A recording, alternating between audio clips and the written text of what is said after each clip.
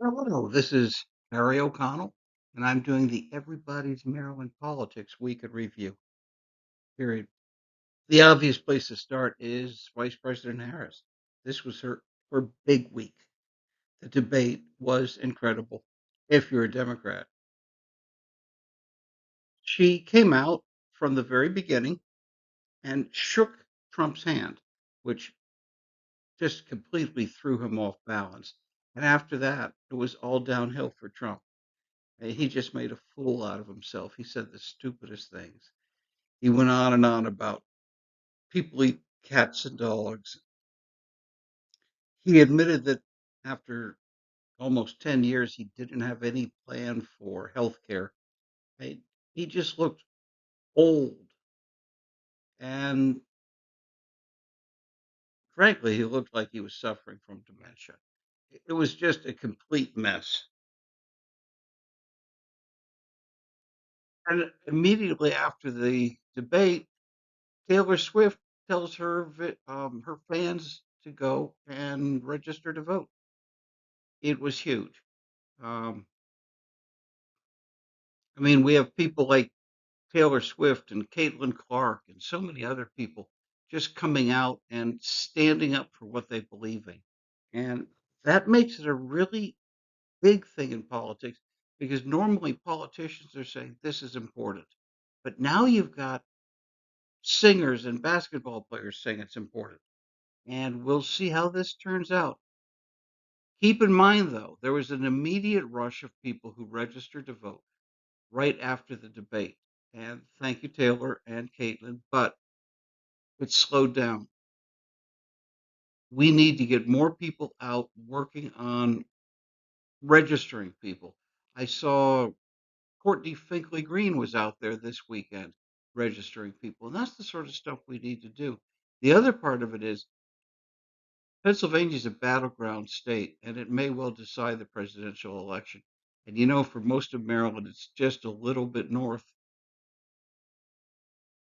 Sad news, however. Marty Resnick died.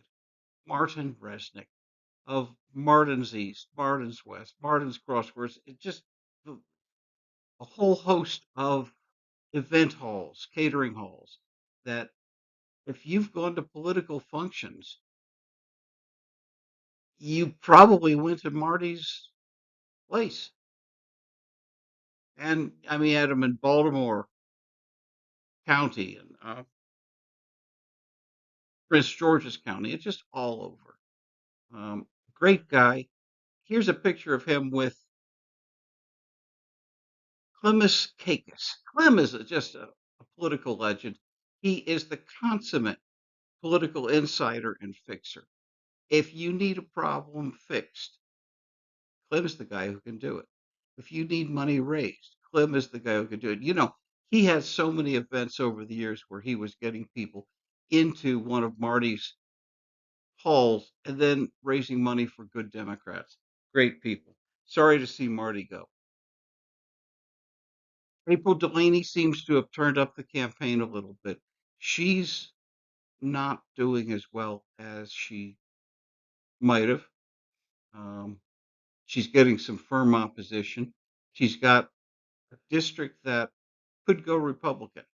It leans Democratic, but it's not heavily Democratic. It's not like most of the state.